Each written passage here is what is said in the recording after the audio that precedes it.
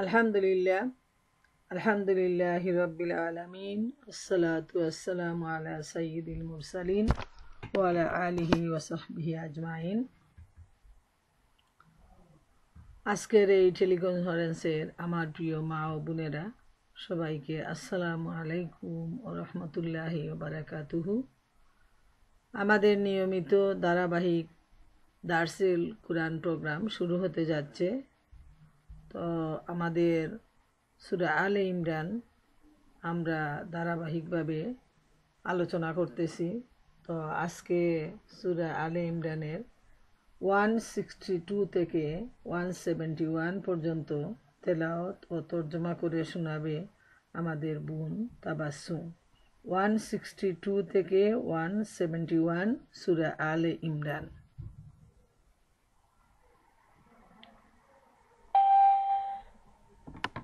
السلام عليكم ورحمة الله وبركاته. وعليكم السلام ورحمة الله وبركاته. أعوذ بالله من الشيطان الرجيم. بسم الله الرحمن الرحيم.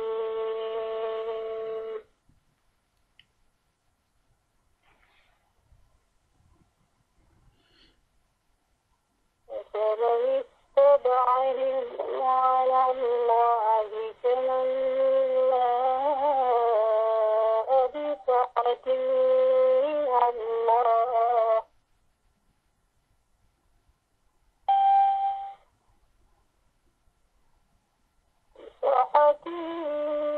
من الله ومأواه جهنم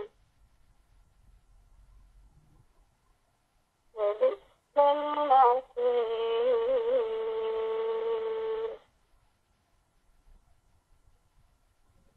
درجات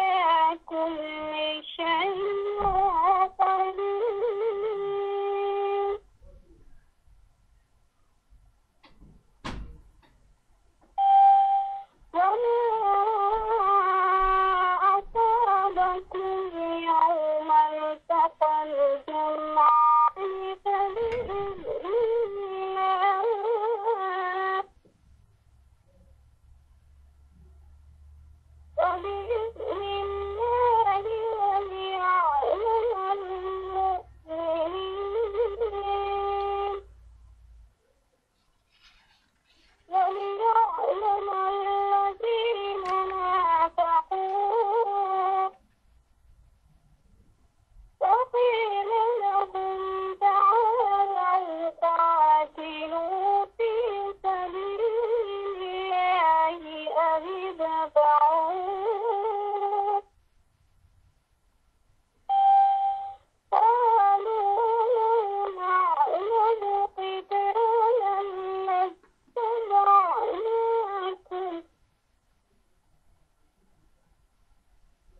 الكفر يومئذ أقرب منهم للإيمان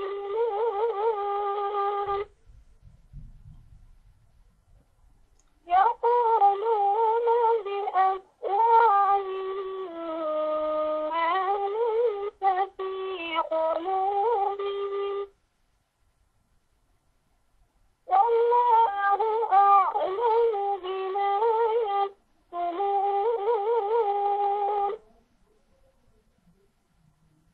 الذين قالوا لإخوانهم وقعدوا لو أطاعونا ما قتلوا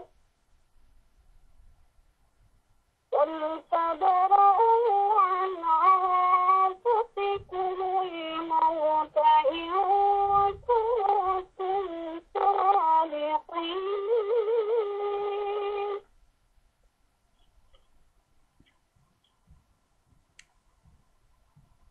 ولا تحسبن الذين قتلوا في سبيل الله أمواتا بل أحياء عند ربهم يرزقون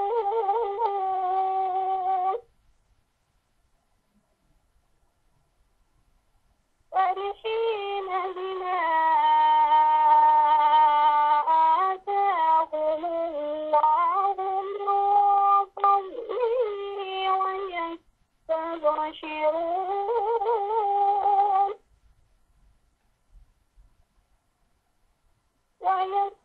ويستبشرون بالذين لم يلحقوا من خلفهم ألا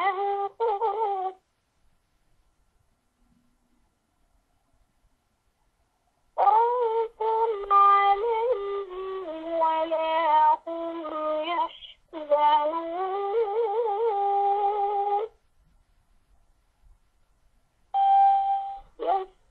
يستبشرون بنعمة من الله وفضل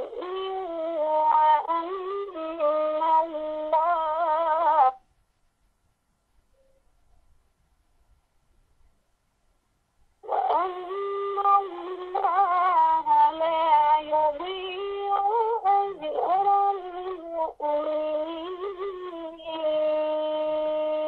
المؤمنين صدق الله العظيم পরম করুণাময় আল্লাহ নামে শুরু করিতেছি। যে ব্যক্তি সব সময় আল্লাহর সন্তুষ্ট অনুযায়ী চলে সে কেমন করে এমন ব্যক্তির মতো কাজ করতে পারে যাকে আল্লাহর গজব ঘিরে ফেলেছে এবং যার শেষ আবাস জাহান্নাম, যা সবচেয়ে খারাপ আবাস। আল্লাহর কাছে এই উভয় ধরনের লোকদের মধ্যে বহু পর্যায়ের পার্থক্য রয়েছে। আল্লাহ সবার কার্যকলাপের উপর নজর রাখেন। আসলে ইমানদারদের মধ্যে তাদেরই মধ্য থেকে একজন নবী পাঠিয়ে আল্লাহ মুমিনদের প্রতি অনুগ্রহ করেছেন। কিতাব আয়াত তাদেরকে শোনায়, তাদের জীবনকে পরিশুদ্ধ ও সুবিন্যস্ত করে এবং তাদেরকে কিতাব ও জ্ঞান শিক্ষা দেয়। অথচ এর আগে এই লোকেরাই সুস্পষ্ট গোমরাহিতে লিপ্ত ছিল। তোমাদের উপর যখন বিপদ এসে পড়ল তোমরা বলতে লাগলে এ আবার কোথায় থেকে এলো, তোমার এই অবস্থা কেন? অথচ বদরের যুদ্ধে এই দ্বিগুণ বিপদ তোমাদের মাধ্যমে তোমাদের বিরোধী পক্ষের উপর পড়েছিল। হে নবী, ওদের বলে দাও তোমরা নিজেরাই এই বিপদ এনেছ। আল্লাহ প্রতিটি জিনিসের উপর শক্তিমান। যুদ্ধের দিন তোমাদের যে ক্ষতি হয় তা ছিল আল্লাহর হুকুমে এবং তার জন্য ছিল যাতে আল্লাহ দেখে নিন তোমাদের মধ্যে কে মুমিন এবং কে মুনাফিক। এই মুনাফিকদের যখন বলা হলো এসো আল্লাহর পথে যুদ্ধ করো অথবা কমপক্ষে পাহাড়ের প্রতিরক্ষা করো। তারা বলতে লাগলো, যদি আমরা জানতাম আর যুদ্ধ হবে তাহলে আমরা অবশ্যই তোমাদের সাথে চলতাম। যখন তারা এই কথা বলছিল তখন তারা ইমানের তুলনায় কুফরির অনেক বেশি কাছে অবস্থান করছিল। তারা নিজেদের মুখে এমন সব কথা বলে যা তাদের মনের মধ্যে নেই, এবং যা কিছু তারা মনের মধ্যে গোপন করে আল্লাহ তা খুব ভালো করেই জানেন। এরা নিজেরা বসে থাকলো এবং এদের ভাই বন্ধু যারা লড়াই করতে গিয়ে মারা গিয়েছিল তাদের সম্পর্কে বলেছিল, যদি তারা আমাদের কথা মেনে নিত তাহলে মারা যেত না। ওদের বলে দাও, তোমরা নিজেদের এক কথায় যদি সত্যবাদী হয়ে থাকো তাহলে তোমাদের নিজেদের মৃত্যু যখন আসবে তখন তা থেকে নিজেদেরকে রক্ষা করে দেখায়। যারা আল্লাহর পথে নিহত হয়েছে তাদেরকে মৃত মনে করো না, তারা আসলে জীবিত। নিজেদের রবের কাছ থেকে তারা জীবিকা লাভ করছে। আল্লাহ নিজের অনুগ্রহ থেকে তাদেরকে যা কিছু দিয়েছেন তাতেই তারা আনন্দিত, পরিতৃপ্ত। এবং যেসব ইমানদার লোক তাদের পরে এই দুনিয়ায় রয়ে গেছে এবং এখনো সেখানে পৌঁছেনি, তাদের জন্য কোনো ভয় ও দুঃখের কারণ নেই। একথা জেনে তারা নিশ্চিন্ত হতে পেরেছে। তারা আল্লাহর পুরস্কার ও অনুগ্রহ লাভে আনন্দিত ও উল্লসিত, এবং তারা জানতে পেরেছে যে আল্লাহ মুমিনদের প্রতিদান নষ্ট করেন না। আল্লাহ যা বলেছেন সত্য বলেছেন। এখন আমি আপনাদেরকে সূরা আলে ইমরানের 162 নম্বর আয়াত থেকে 171 নম্বর আয়াত পর্যন্ত তেলাওয়াত এবং তর্জমা করে শোনালাম। এখন আমাদের দেয়া খাতা ডক্টর মালিকা বেগম ওনার সংক্ষিপ্ত দশ পেশ করবেন। জাযাকাল্লাহ খাইরান। আলহামদুলিল্লাহ, আলহামদুলিল্লাহ রাব্বিল আলামিন। আমরা এত সুন্দর সুললিত কণ্ঠে মহাগ্রন্থ আল কুরআন থেকে তেলাওয়াত ও তর্জমা শুনলাম আমার বোন তাবাসসুমের কাছ থেকে। তো এবারে আমরা এই কয়টি আয়াতের উপর দার্স পেশ করার চেষ্টা করব। আল্লাহ সুবহানাহু ওয়া তাআলা আমাকে যতটুকু তৌফিক দান করেন। ওমা তৌফিকি ইল্লা বিল্লাহ, আলাইহি তাওয়াক্কালতু ওয়া ইলাইহি উনীব।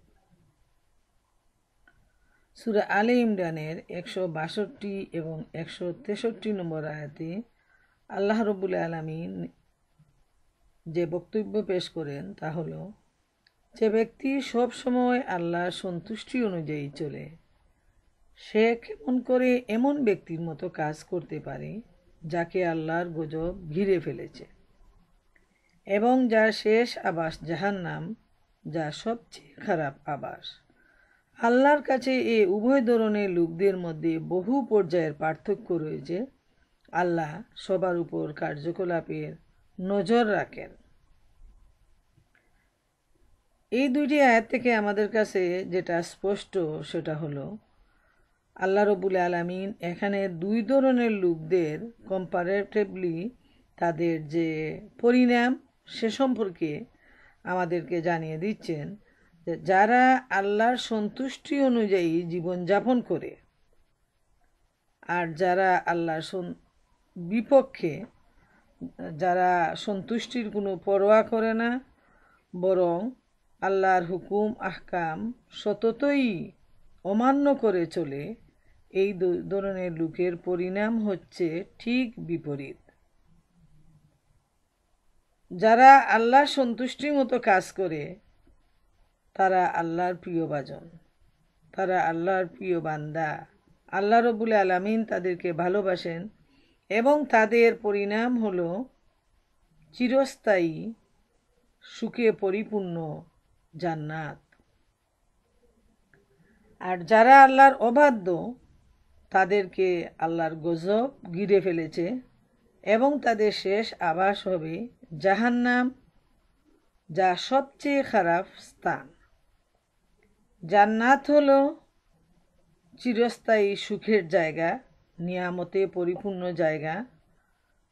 জান্নাতের বিবরণ, সুখ শান্তির কথা যেমন বলে শেষ করা যাবে না, ঠিক তেমনি জাহান্নামের যন্ত্রণাদায়ক আযাবের কথাও বলে শেষ করা যাবে না, ভাষায় প্রকাশ করা সম্ভব হবে না।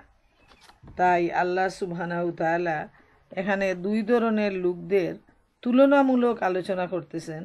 যে যারা আল্লাহর আইন মেনে চলে, যারা আল্লাহকে সন্তুষ্ট করার জন্য সব সময় প্রচেষ্টা চালায়, নিজেদের সময়, শ্রম, সম্পদ, এমনকি জীবন পর্যন্ত আল্লাহর রাস্তায় কুরবানি করে, সেই মানুষদের অবস্থা আর যারা আল্লাহর নাফরমান, এই দুই ধরনের মানুষের অবস্থা সম্পূর্ণ ভিন্ন। এবং আল্লাহ নিজেই বলে দিচ্ছেন যে আল্লাহর কাছে এই মানুষের কাজের ব্যাপারে পার্থক্য রয়েছে। ভালো মানুষের ভালো কাজ এবং তার পরিণতি ভালো, খারাপ মানুষের খারাপ কাজ এবং তার পরিণতিও মন্দ। আর মানুষ যা করে আল্লাহ তাআলা সব কিছু দেখেন, সব কিছু জানেন। আল্লাহ রব্বুল আলামিনের কাছ থেকে বিন্দু পরিমাণ কোনো কাজও গোপন থাকে না। এরপর 164 নম্বর আয়াতে আল্লাহ রব্বুল আলামিন ইরশাদ করেন, আসলে ঈমানদারদের মধ্যে তাদেরই মধ্য থেকে একজন নবী পাঠিয়ে আল্লাহ মুমিনদের প্রতি অনুগ্রহ করেছেন। সে তার আয়াত তাদেরকে শোনায়, তাদের জীবনকে পরিশুদ্ধ ও সুবিন্যস্ত করে এবং তাদেরকে কিতাব ও জ্ঞান শিক্ষা দেয়। অথচ এর আগে এ লোকেরা সুস্পষ্ট গুমরাহিতে লিপ্ত ছিল। এই আয়াতে আল্লাহ রব্বুল আলামিন নবী করিম সাল্লাল্লাহু আলাইহি ইসলামের ব্যাপারে ইঙ্গিত করতেছেন যে ঈমানদারদের তাদেরই মধ্য থেকে আল্লাহ রব্বুল আলামিন নবী পাঠিয়ে মুমিনদের জন্য অনুগ্রহ করেছেন। যেহেতু নবী যদি আল্লাহ তাআলা না পাঠাতেন, তাহলে কোনো অবস্থায় মানুষ পথের দিশা পেত না। নবী হচ্ছেন সমস্ত ঈমানদারের শিক্ষক, দুনিয়াবাসীর শিক্ষক। তিনি আল্লাহ তাআলা নবীর গুণ এখানে বর্ণনা করতেছেন যে তিনি তাদেরকে আল্লাহর দেয়া যে আয়াত, যে কিতাব, সেটা তাদেরকে শুনান, তাদেরকে প্রশিক্ষণ দেন, তাদের জীবন পরিশুদ্ধ করার জন্য চেষ্টা করেন, তাদের জীবনকে সুবিন্যস্ত করে সাজিয়ে তোলার জন্য তিনি তাদেরকে বিভিন্নভাবে প্রশিক্ষণ দেন, তাদের চারিত্রিক প্রশিক্ষণ দান করেন এবং আল্লাহর পক্ষ থেকে যে কিতাব আর জ্ঞান দেয়া হয়েছে সেই কিতাব অনুযায়ী শিক্ষা দেন এবং জ্ঞান শিক্ষা দেন।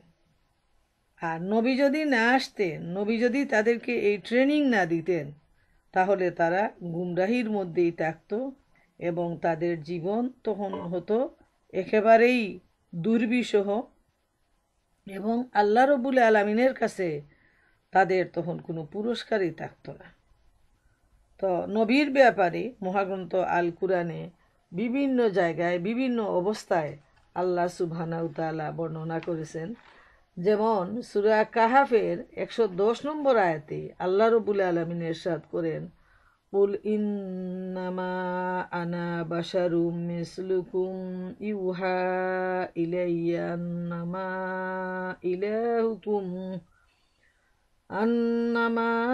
ইলাহুকুম ইলাহুম ওয়াহিদ। হে নবী, তুমি বলো, নিশ্চয়ই আমি তোমাদের মতোই মানুষ। আমার নিকট এই প্রত্যাদেশ হয়েছে যে নিশ্চয়ই তোমাদের মাবুদ একজনই বটে। সূরা আল কাহাফের 110 নম্বর আয়াত। এখানে নবী সাল্লাল্লাহু আলাইহি ইসলাম মানুষদেরকে বলতেছেন যে ওরা যখন নবীর ব্যাপারে নানা ধরনের বিভ্রান্তি প্রচার করতে শুরু করলো, যে কিভাবে মানুষের মধ্য থেকে নবী হয়, আবার নবী বাজারে চলাফেরা করে, উঠা বসা করে, খাওয়া দাওয়া করে, বিয়ে শাদী করে, এ আবার কেমন নবী? তাদের মনের মধ্যে এমন বিভ্রান্তি আসলো, শয়তান তাদেরকে এমনভাবে ধোঁকা দিল যে মানুষ থেকে মানুষের মধ্যে নবী হবে এটা তারা বিশ্বাস করতে পারে না। অথচ পূর্ববর্তী যত নবী রাসূল আসছিলেন সবাই এই মানুষের মধ্য থেকেই আসছেন এবং মানুষের মধ্য থেকে আসাটাই হলো যুক্তিসঙ্গত। যেহেতু ফেরেশতা যদি আসতেন তাহলে মানুষরা ফেরেশতার ভাষা বুঝতো না এবং ফেরেশতা হচ্ছেন সম্পূর্ণ ভিন্ন জাতি, ভিন্ন সৃষ্টি। অতএব উনারা নিজেদের জীবনে যেটা অ্যাপ্লাই করবেন সেটা মানুষ তার জীবনে অ্যাপ্লাই করতে পারবে না। জিন হচ্ছে সম্পূর্ণ ভিন্ন, অতএব জিনের আমরা অনুসারী হতে পারবো না। তাই আল্লাহ তাআলা সহজের জন্য, আমাদের জীবন আরও সহজ করার জন্য মানুষের মধ্য থেকেই মানুষের মতো যিনি চলাফেরা করেন, যিনি রক্তে মাংসের মানুষ, যিনি আমাদের মতো কাজ করেন, খাওয়া দাওয়া করেন, বিয়ে শাদী করেন, ঠিক সেই মানুষটা যে আল্লাহর এই আইন বাস্তবায়ন করে, এই কুরআনকে নিজের জীবনে বাস্তবায়ন করে আমাদেরকে দেখিয়ে দিয়েছেন যে মানুষের দ্বারা সবই সম্ভব। না হয় আমরা বলতাম যে জিনের দ্বারা যেটা সম্ভব সেটা মানুষের দ্বারা সম্ভব না, ফেরেশতার দ্বারা যেটা সম্ভব সেটা মানুষের দ্বারা সম্ভব না। অতএব আল্লাহ তাআলা মানুষের মন বুঝেই তিনি মানুষের মধ্য থেকে নবী প্রেরণ করেন। আর যারা বিভ্রান্তকারী, যারা অন্ধ, যারা পথভ্রষ্ট, তারা শয়তানের দুখায় পড়ে তারা বিভ্রান্তির মধ্যে হাবুডুবু খেতে শুরু করলো এবং নবীর ব্যাপারে নানা ধরনের বিভ্রান্তি প্রচার করতে শুরু করলো। এ প্রসঙ্গে আমরা দেখি সূরা ফুরকানের 20 নম্বর আয়াতে আল্লাহ রাব্বুল আলামিন ইরশাদ করেন, ওমা আরসালনা ক্বাবলাকা মিনাল মুরসালিনা ইল্লা ইন্নাহুম লা ইয়াকুলুনা আত-তাআমা ওয়া ইয়ামশুনা ফিল আসওয়াক। হে নবী, তোমার পূর্বেও আমি যত নবী পাঠিয়েছিলাম তারা সবাই খাদ্য ভক্ষণ করত এবং বাজার সমূহে চলাফেরা করত। এটাও আল্লাহ তাআলা ঘোষণা দিলেন যে আখেরি নবীর ব্যাপারে, যখন তার গোত্রের লোকজন, মক্কার লোকজন নানাভাবে বিভ্রান্তি ছড়িয়ে দিল, তখন আল্লাহ তাআলা জানিয়ে দিলেন যে পূর্ববর্তী যত নবী রাসূল আসছেন তারাও তোমার মতো খাওয়া দাওয়া করতেন, বাজারে চলাফেরা করতেন, এটা নতুন কোনো ব্যাপার নয়। এরপর আমরা দেখি সূরা ইউসুফের 109 নম্বর আয়াতে আল্লাহ তাআলা ইরশাদ করেন, ওমা আরসালনা মিন ক্বাবলিকা ইল্লা রিজালান নুহি ইলাইহিম মিন আহলিল কুরা। তোমার পূর্বেও আমি পুরুষ লোকদের নিকটই ওহী করেছিলাম যারা পল্লী অঞ্চলের অধিবাসী ছিল। সুবহানাল্লাহ। আল্লাহ তাআলা মানুষের হেদায়েতের জন্য বারবার পরিষ্কারভাবে এই বিষয়টি তুলে ধরছেন যে আখেরি নবী মুহাম্মদুর রাসূলুল্লাহ সাল্লাল্লাহু আলাইহি সাল্লাম নতুন কোনো নবী নন, বরং পূর্ববর্তী অনেক অনেক নবী রাসূল এই পৃথিবীতে আসছেন যারা এই নবীর মতোই মানুষকে কোরআনের শিক্ষা দিতেন, কিতাবের জ্ঞান শিক্ষা দিতেন, তাদেরকে আল্লাহর আয়াত পড়ে শোনাতেন এবং তাদের জীবন সুন্দর করে গড়ে তোলার জন্য, সঠিক রাস্তায় গড়ে তোলার জন্য তাদেরকে নানাভাবে সহযোগিতা করতেন এবং প্রশিক্ষণ দিতেন। 165 নম্বর আয়াতে আল্লাহ তাআলা ইরশাদ করেন, তোমাদের উপর যখন বিপদ এসে পড়ল তোমরা বলতে লাগলে এ আবার কোথা থেকে এলো, তোমাদের এ অবস্থা কেন? অথচ বদরের যুদ্ধে এর দ্বিগুণ বিপদ তোমাদের মাধ্যমে তোমাদের বিরোধী পক্ষের উপর পড়েছিল। হে নবী, তাদের বলে দাও তোমরা নিজেরাই এই বিপদ এনেছ, আল্লাহ প্রতিটি জিনিসের উপর শক্তিমান। এখানে আল্লাহ তাআলা ইরশাদ করেন যে যখন উহুদের যুদ্ধে মুমিনদের উপর বিপদ নেমে আসলো তখন তারা দিশাহারা হয়ে গেলেন এবং তারা অস্থির হয়ে গেলেন যে এত বড় বিপদ আমাদের উপর আসলো, এখন আমরা কি করি। এবং অনেকের মনের মধ্যে এই ধারণা আসলো যেহেতু নবী আমাদের সাথে রয়েছেন, তিনি যুদ্ধ পরিচালনা করতেছেন, অতএব এই যুদ্ধে পরাজিত হওয়া যেটা কোনো অবস্থায় ওনারা চিন্তা করতে পারেননি। ওনাদের ধারণা ছিল যেভাবে আল্লাহর কুদরতির সাহায্যে বদরের যুদ্ধে ওনারা বিজয়ী হয়েছিলেন, ঠিক তেমনি উহুদের যুদ্ধেও ওনারা মুমিনরা বিজয়ী হবেন। অথচ আল্লাহ তাআলা এখানে ইরশাদ করতেছেন যে বদরের যুদ্ধে কাফেরদের উপর দ্বিগুণ বিপদ আসছিল, যারা ছিল মুসলমানদের দুশমন। আর উহুদের যুদ্ধে মুসলমানদের দুর্বলতার জন্যই, মানবিক দুর্বলতার জন্য উনারা যখন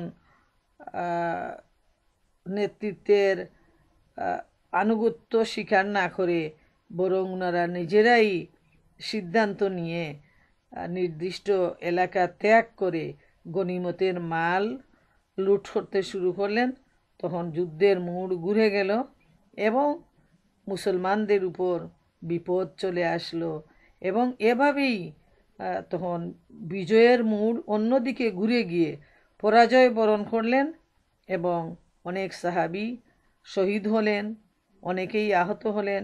এমনকি নবী করিম সাল্লাল্লাহু আলাইহি ওয়াসাল্লামও এই উহুদের যুদ্ধে সাহাবীদের ভুলের জন্যই তিনিও রক্তাক্ত হয়ে গেলেন। তাই জয় পরাজয় আল্লাহ তাআলার হাতে। আর এই বিপদটা ছিল, উহুদের ময়দানের বিপদটা মুসলমানদের নিজেদেরই হাতের তৈরি।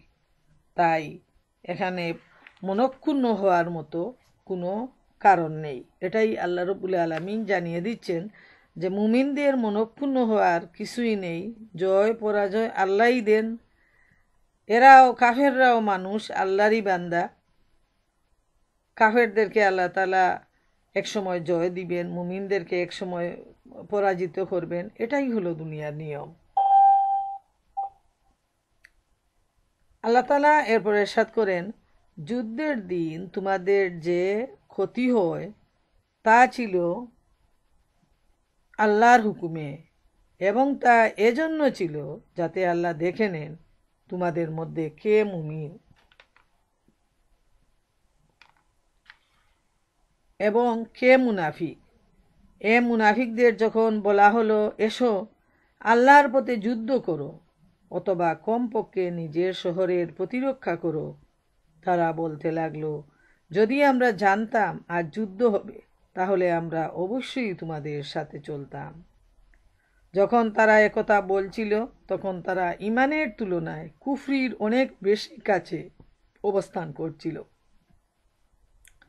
তারা নিজেদের মুখে এমন সব কথা বলে যা তাদের মনের মধ্যে নেই এবং যা কিছু তারা মনের মধ্যে গোপন করে আল্লাহ তাআলা তা খুব ভালো করেই জানেন। এই দুইটি আয়াতে 166 এবং 66 নম্বর আয়াতে আল্লাহ রাব্বুল আলামিন ইরশাদ করেন যে যুদ্ধের দিন মুসলমানদের যে ক্ষতি হয়েছিল তা ছিল আল্লাহর হুকুমে এবং এজন্য যে আল্লাহ তাআলা দেখে নেন কে মুমিন আর কে মুনাফিক। যেহেতু মুমিন আর মুনাফিক স্বাভাবিক অবস্থায় চিনা যায় না, ভালো মন্দ, বিশ্বাসী অবিশ্বাসী, আমানতদার খেয়ানতদার স্বাভাবিক অবস্থায় কাউকে চিনা সম্ভব নয়। কিন্তু মানুষের যখন পরীক্ষা হয়, মানুষের সাথে যখন লেনদেন হয়, তখনই বোঝা যায় কে বিশ্বাসী কে অবিশ্বাসী, কে আমানত ফিরিয়ে দেয় আর কে তার খেয়ানত করে। আর এই ধরনের বিরাট একটা জেহাদে খুব ভালোভাবেই আল্লাহ তাআলার কাছে বেরিয়ে আসে, এমনকি দুনিয়ার মানুষের সামনেও এটা স্পষ্ট হয়ে আসে যে কে মুমিন আর কে মুনাফিক। আর যুদ্ধের ব্যাপারে যে ক্ষতি সাধন হয়েছিল সেটা যেমন আমরা দেখি যে বিপদের যে বর্ণনাটা আসছে, বদরের যুদ্ধে 70 জন কাফি নিহত হয়েছিল এবং 70 জন বন্দী হয়েছিল। মুসলমানগণ পরস্পর বলাবলি করেন যে এ বিপদ কি করে আসলো। আল্লাহ তাআলা উত্তরে বলেন, এ বিপদ তোমাদের নিজেদের পক্ষ থেকেই এসেছে। হযরত ওমর ইবনে খাত্তাব বলেন, বদরের যুদ্ধে মুসলমানগণ মুক্তিপণ নিয়ে যে কাফিরকে মুক্তি দিয়েছিলেন তারই শাস্তি স্বরূপ উহুদের যুদ্ধে 70 জন সাহাবীকে শহীদ করা হয়। তাদের মধ্যে পলায়নের হিড়িক পড়ে যায়। রাসূলুল্লাহ সাল্লাল্লাহু আলাইহি ওয়াসাল্লামের সম্মুখের 4টি দাঁত ভেঙে যায়, তার মাথার পাগড়ি পড়ে যায় এবং চেহারা মুবারক রক্তাক্ত হয়ে যায়। এটা এই যে ভীষণ যুদ্ধ, এই যুদ্ধে আল্লাহ রাব্বুল আলামিন মুমিনদেরকে পরীক্ষা করে নেন যে এই কঠিন অবস্থায় কারা দৃঢ় পদবল নিয়ে দাঁড়িয়ে থাকে। এবং সেদিন সেটা পরিষ্কারও হয়ে যায় যে একদল মুমিন যখন তারা যুদ্ধক্ষেত্রের নির্দিষ্ট জায়গা ত্যাগ করে তারা গনিমতের মাল নেওয়ার জন্য চলে আসে, তখন কাফেররা পিছন দিক থেকে এসে মুহাম্মদ সাল্লাল্লাহু আলাইহি ইসলামকে তারা ঘেরাও করে ফেলে। এই অবস্থায় যে কয়জন মুমিন বান্দা আল্লাহ রসুল সাল্লাল্লাহু আলাইহি ইসলামকে বেষ্টনী দিয়ে রক্ষা করার জন্য প্রাণপণ জেহাদ করেন, সেই পরীক্ষায় তারা সবাই উত্তীর্ণ হন এবং ইমানের পরীক্ষায় তারা উচ্চ মর্যাদা তারা লাভ করেন। তারা জীবন দিয়ে নবী করিম সাল্লাল্লাহু আলাইহি ইসলামকে সেদিন তারা রক্ষা করেন। আর একদল যারা গনিমতের মাল নেয়ার জন্য যারা সামনে অগ্রসর হন এবং তাদের এই ভুলের জন্য সেদিন এত সাহাবী শহীদ হয়েছিলেন, সেটাও ছিল তাদের ইমানের দুর্বলতা। এবং তাদের এই দুর্বলতা সেদিন আল্লাহ তাআলার সামনে ধরা পড়ে যায়। অন্য দল ছিল মুনাফিক। আব্দুল্লাহ ইবনে উবাই, সেও এই যুদ্ধে শরিক হয়েছিল, এই জেহাদে। কিন্তু সে কি করলো, যে যখন এ মুনাফিকদের বলা হলো এসো আল্লাহর পথে যুদ্ধ করো অথবা নিজের শহরের প্রতিরক্ষা করো, তারা বলতে লাগলো যদি আমরা জানতাম আজ যুদ্ধ হবে তাহলে আমরা অবশ্যই তোমাদের সাথে চলতাম। এই কথাটা ছিল একেবারে একটা মিথ্যা কথা। যুদ্ধ অলরেডি হবে, কাফেররা এগিয়ে আসছে মক্কা থেকে উহুদের ময়দানে এবং মুমিনরা উহুদের ময়দানে চলে গেছে। এ অবস্থায় আব্দুল্লাহ ইবনে উবাই সে মুনাফিকি করলো এবং তার মুনাফিক অনুসারীদেরকে নিয়ে মাত্র 1000 সেনা ছিল, তার থেকে সে 300 সৈন্য নিয়ে সেখান থেকে সে পিছনে ফিরে গেল। তাকে অনেক বলা হলো যুদ্ধে অংশগ্রহণ করার জন্য, কিন্তু সে মিথ্যা অজুহাত দিল। সে বলল যে আজকে তো কোনো যুদ্ধ হবে না, যুদ্ধ হলে অবশ্যই আমরা তোমাদের সাথে থাকতাম। তখন আল্লাহ তাআলা তাদের মনের খবর জানেন। আল্লাহ তাআলা বলতেছেন যে তারা ইমানের তুলনায় কুফরির অনেক বেশি কাছে অবস্থান করছিল, যে তাদের মনের মধ্যে ইমান ছিল না, বরং কুফরি ছিল, এবং তারা মুখে যা বলছিল সেটা তার মনের ভিতরে ছিল না। এবং তাদের মনের গোপন কথা আল্লাহ তাআলা ভালো করেই জানেন। যেহেতু মানুষের কাছে যেটা বলা হয় মানুষ সেটাই বিশ্বাস করে, অন্তরের ভিতরের খবর মানুষ জানে না। মুখে যেটা বলা হয় এবং আমলে যেটা করা হয় সেটা মানুষের কাছে ধরা পড়ে, কিন্তু আল্লাহ রব্বুল আলামিন মানুষের অন্তরের খবর জানেন। তাই যখন আব্দুল্লাহ ইবনে উবাই তার অনুসারীদেরকে নিয়ে যুদ্ধক্ষেত্র থেকে সে পালিয়ে গেল, সে চলে গেল মুসলমানদেরকে দুর্বল করে দেওয়ার জন্য, এবং সে বলল যে যুদ্ধ হলে অবশ্যই তারা থাকতো, এগুলা ছিল সম্পূর্ণ মুনাফিকি কথাবার্তা, সম্পূর্ণ মিথ্যা কথাবার্তা। আল্লাহ তাআলা বলছেন যে তার মনের খবর আমিই জানি, মুখে যে বলতেছে মনের সাথে তার এই কথাগুলোর কোনো মিল নেই।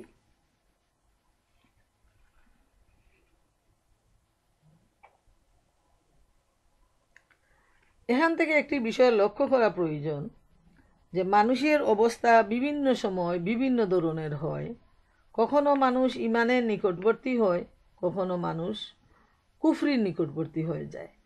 তাই খুব ভালো করে লক্ষ্য করা প্রয়োজন যে আমরা যদি যে কোনো ধরনের পরীক্ষার মোকাবিলা করি তখন যেন আমরা সবরের সাথে আমরা সে আল্লাহ রব্বুল আলামিনের হুকুম তামিল করি, এবং যে অবস্থাটা আমাদের উপর আসবে সে অবস্থায় যেন আমরা দৃঢ় ঈমান নিয়ে আল্লাহ সুবহানাহু তাআলার কাছে আমরা কায় মনোচিত্তে আমরা সাহায্য চাই। এটাই হলো ঈমানদারির পরিচয়।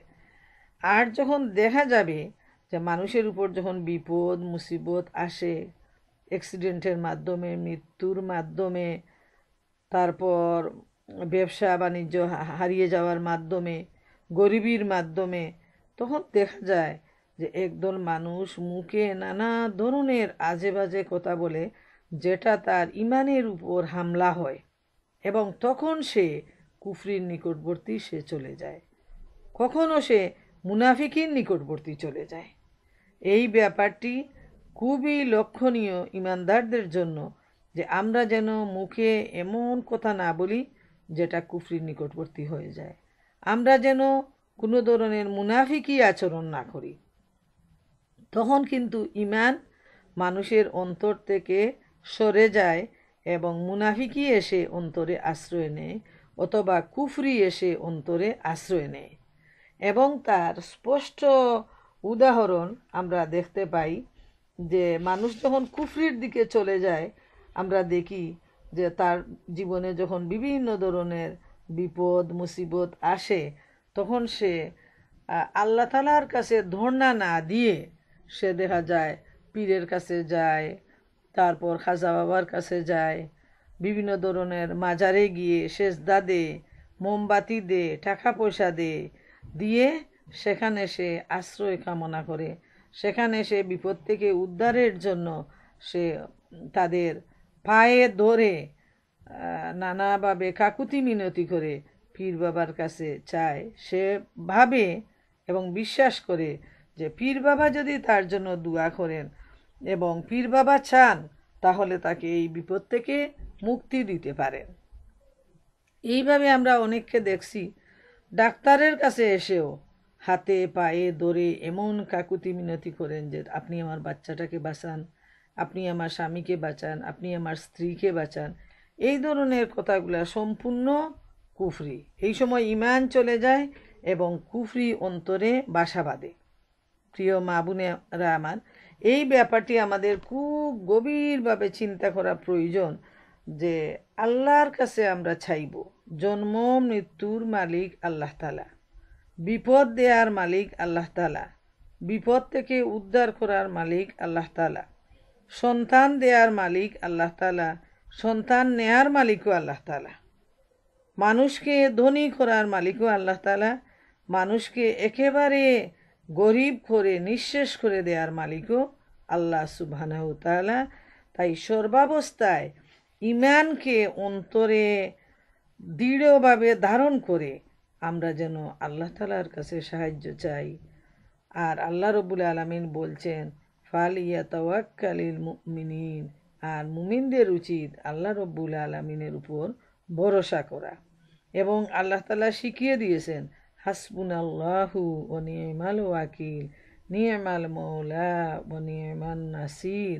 এই ধরনের আয়াতগুলো যেন আমরা বেশি বেশি করে তেলাওয়াত করি এবং মন থেকে যেন এর উপর বিশ্বাস স্থাপন করি।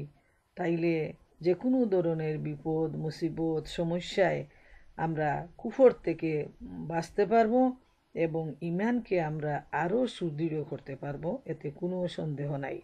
যেহেতু আমরা মুখে যাই বলি, আমাদের অন্তরের খবর আল্লাহ রাব্বুল আলামিন সবচেয়ে ভালো জানেন। এবং মানুষকে বিভিন্ন ধরনের পরীক্ষা দিয়ে আল্লাহ তাআলা যাচাই বাছাই করে নেন যে খে মুনাফিক আর খে ইমানদার, আর কার ভিতরে কুফরি রয়েছে। এগুলো আল্লাহ রাব্বুল আলামিন বিশেষ বিশেষ সময়ে পরীক্ষা নিয়ে বন্দাকে যাচাই করেন। এরা নিজেরা বসে থাকলো এবং এদের ভাই বন্ধু যারা লড়াই করতে গিয়ে মারা গেল তাদের সম্পর্কে বলল, যদি তারা আমাদের কথা মেনে নিত তাহলে মারা যেত না। ওদের বলে দাও, তোমরা নিজেদের একথায় যদি সত্যবাদী হয়ে থাকো, তাহলে তোমাদের নিজেদের মৃত্যু যখন আসবে তখন তা থেকে নিজেদেরকে রক্ষা করে দেখিয়ে দিও। এখন আল্লাহ রাব্বুল আলামিন বলছেন যে এই যে মুনাফিকরা যারা চলে গেল যুদ্ধক্ষেত্র থেকে, তারা তাদের ভাই বন্ধুরা যারা লড়াই করে মারা গেল তাদের সম্পর্কে বলতে থাকলো, যারা যুদ্ধক্ষেত্রে ছিল, যারা আহত হলো, যারা মারা গেল, যে এরা যদি আমাদের কাছে থাকতো তাহলে তো এরা কোনো অবস্থায় মারা যেত না। এদের ব্যাপারে তারা এই আফসোসটা করতে শুরু করলো এবং এই বিভ্রান্তিমূলক প্রচার তারা চতুর্দিকে ছড়িয়ে দিতে থাকলো যে এই লোকগুলো যদি বাড়িতে থাকতো, এই লোকগুলো যদি আমাদের কাছে থাকতো, তাহলে কোনো সময়ই তারা মৃত্যুবরণ করতো না। আর আল্লাহ তাআলা তাদের একথার জবাবে বলতেছেন যে মৃত্যু যখন আসবে তখন তাদেরকে তোমরা নিজেদেরকে রক্ষা করে দেখিয়ে দিও।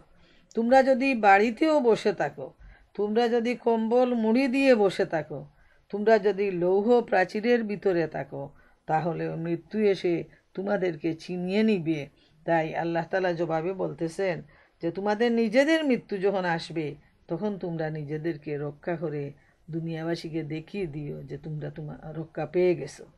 এর কারণ হলো যে মৃত্যু যখন আসবে তখন তো নিয়ে যাবে সবাইকে। ফেরাউন, নমরুদ, কারুন, হামান, আবুল আহাব, আবু জেহেল, ইসলামের এত বড় দুশ্মনরা, এরা সবাই চলে গেছে। কেউ এই দুনিয়ায় থাকেনি এবং থাকবেও না।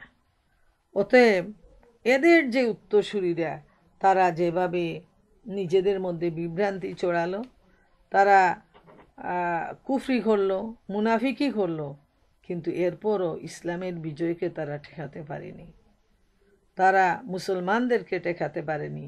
মুসলমানদেরকে ভয় ভীতি দেখিয়ে তারা ইমানদারদেরকে বাড়িতে বসায় রাখতে পারেনি, বরং ইমানদাররা তাদের নিজেদের জীবন দিয়ে শহীদ হয়ে প্রমাণ করে গেছেন যে ইসলামই হচ্ছে সত্য এবং মুসলমানরাই হচ্ছে সত্য দিনের উপর প্রতিষ্ঠিত।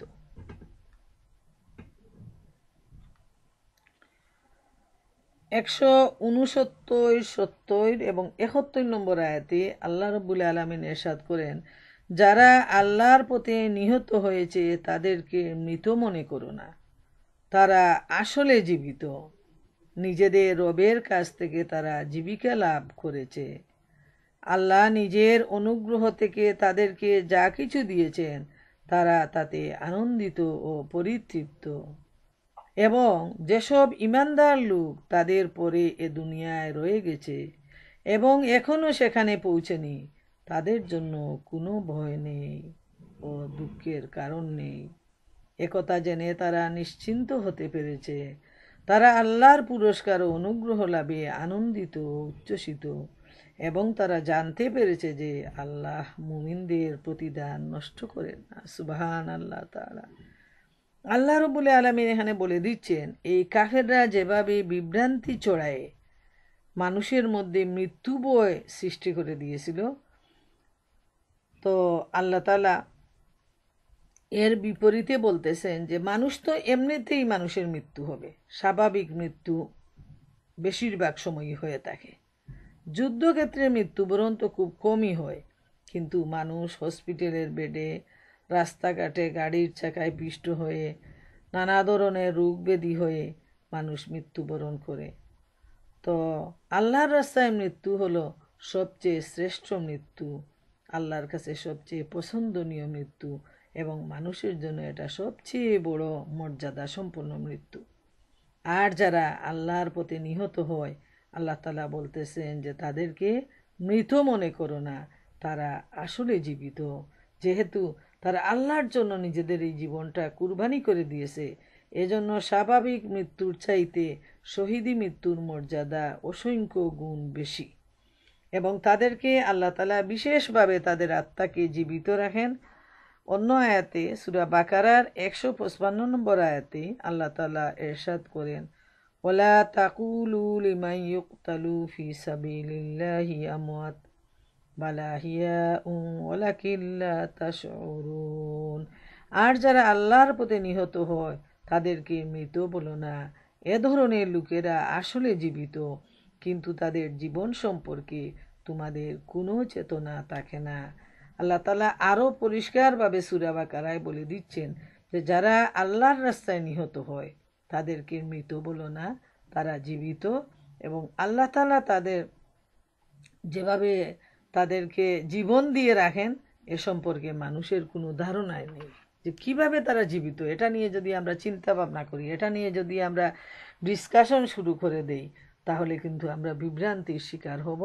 এটা আল্লাহ তাআলাই ভালো জানেন তিনি কিভাবে তাদেরকে জীবিত অবস্থায় রাখেন। তিনি অন্য আয়াতে বলছেন যে এই আয়াতেও বলতেছেন যে তারা জীবিকা লাভ করছে, আল্লাহ তাআলা তাদেরকে খাবার দিচ্ছেন বিশেষভাবে, কিন্তু কীভাবে সেটা নিয়ে আমাদের আলোচনার কোনো প্রয়োজন নেই। এটা হচ্ছে আল্লাহ তাআলার ব্যাপার।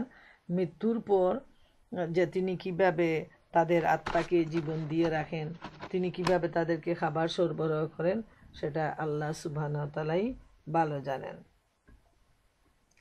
যেমন সহিহ মুসলিম শরীফে হযরত মাসরুক রাদিয়াল্লাহু তাআলা আনহু বলেন, যে মুসলিম শরীফের হাদিসে আসছে, আমরা হযরত আব্দুল্লাহকে এ আয়াতের অর্থ জিজ্ঞেস করলে তিনি বলেন, আমরা রাসূলুল্লাহ সাল্লাল্লাহু আলাইহি ইসলামকে এ আয়াতের ভাবার্থ জিজ্ঞেস করেছিলাম। তিনি বলেছিলেন, তাদের আত্মাসমূহ সবুজ রঙের পাখির দেহের মধ্যে রয়েছে, তাদের জন্য আরশে লটকানো প্রদীপসমূহ রয়েছে, সারা জান্নাতের মধ্যে তারা যে কোনো জায়গায় বিচরণ করে এবং ওই প্রদীপসমূহে আরাম লাভ করে থাকে। তাদের প্রভু তাদের দিকে একবার দৃষ্টিপাত করে বলেন, তোমরা কিছু চাও কি? তারা বলে, হে আল্লাহ, আমরা আর কি চাবো? জান্নাতে সর্বত্র আমরা ইচ্ছে মতো চলে ফিরে বেড়াচ্ছি, এরপরে আমরা আর কি চাইতে পারি? আল্লাহ তাআলা তাদেরকে পুনরায় এটাই জিজ্ঞেস করেন এবং তারা ওই এক উত্তরই দেয়। তৃতীয়বার আল্লাহ পাক ওই প্রশ্নই করেন। যখন তারা দেখে কিছু চাওয়া ছাড়া উপায় নেই, তখন বলে, হে আমাদের প্রভু, আমরা চাই যে আমাদের আত্মাগুলো আপনি আমাদের দেহে ফিরিয়ে দিন, আমরা আবার দুনিয়ায় গিয়ে আপনার পথে যুদ্ধ করব এবং শহীদ হব।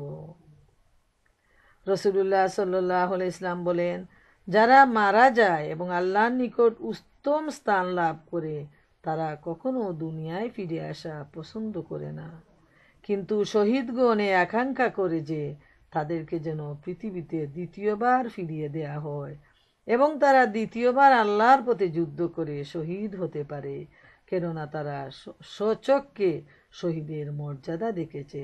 সুবহান আল্লাহু তাআলা, সুবহান আল্লাহু তাআলা। এরপর সহিহ বুখারী শরীফে রয়েছে, হযরত জাবির রাদিয়াল্লাহু তাআলা আনহু বলেন, আমার পিতার শাহাদত লাভের পর আমি কাঁদতে আরম্ভ করি এবং তার মুখমণ্ডল হতে কাপড় সরিয়ে বারবার তার চেহারা দেখতে থাকি। সাহাবীগণ আমাকে নিষেধ করছিলেন, কিন্তু রাসূলুল্লাহ সাল্লাল্লাহু আলাইহি ইসলাম নীরব ছিলেন।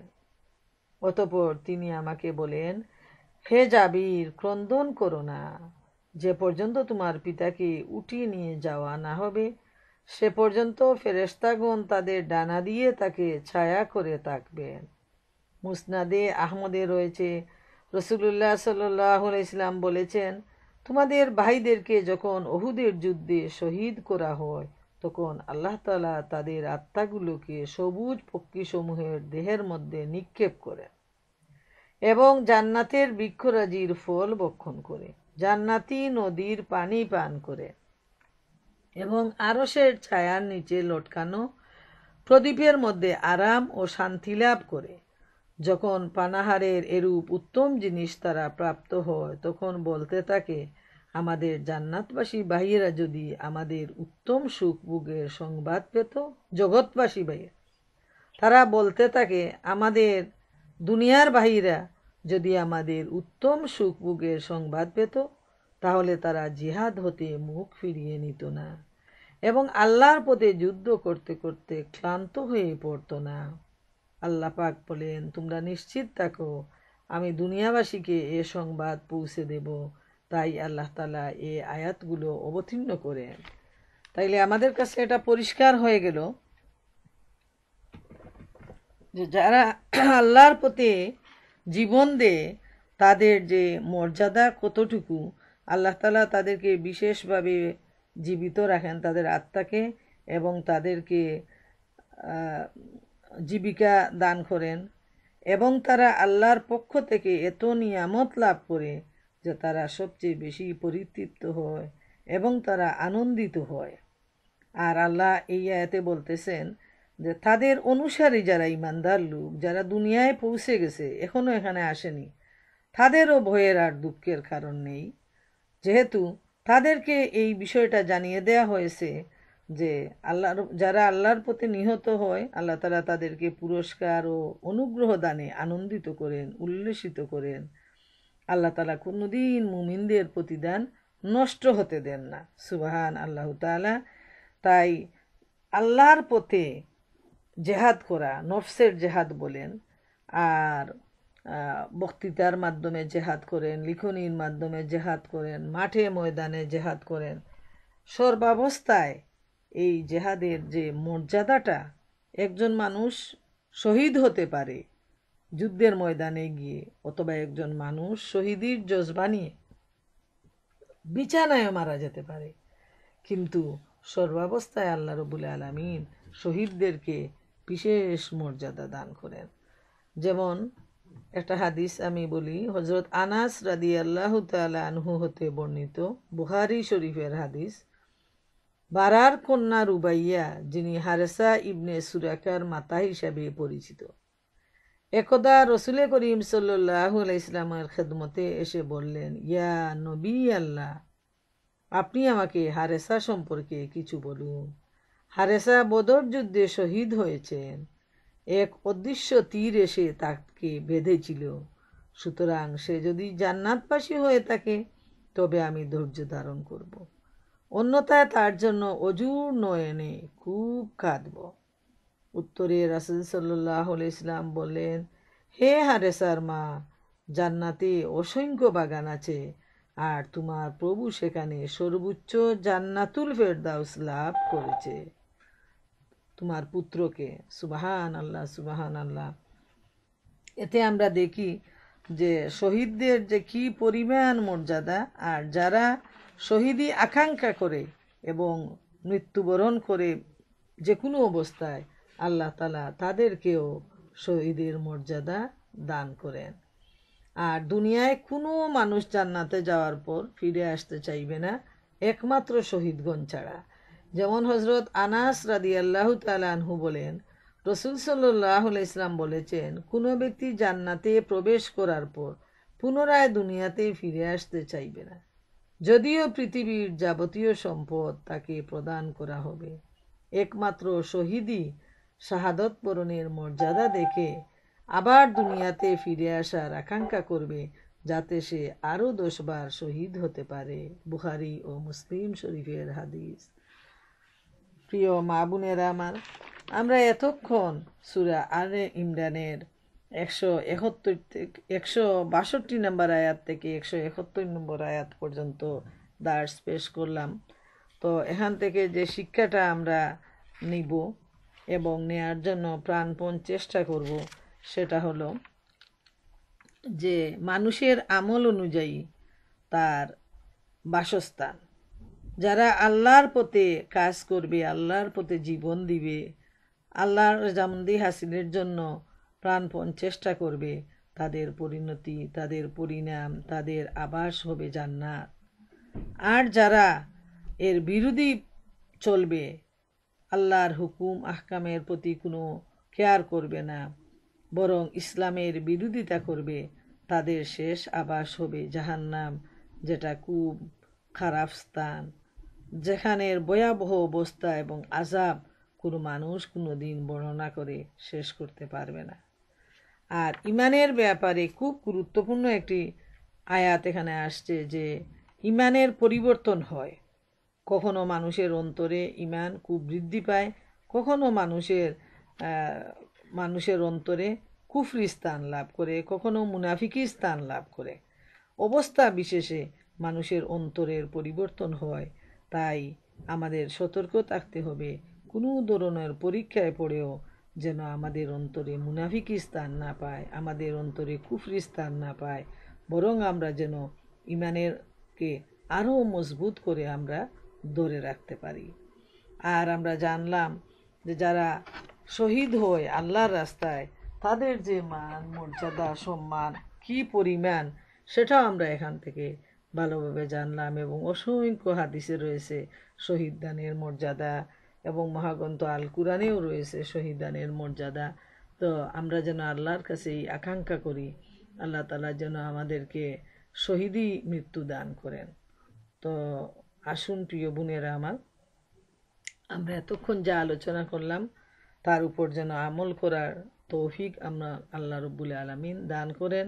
ওয়া আখিরু দাওয়ানা আনিল হামদুলিল্লাহি রাব্বিল আলামিন।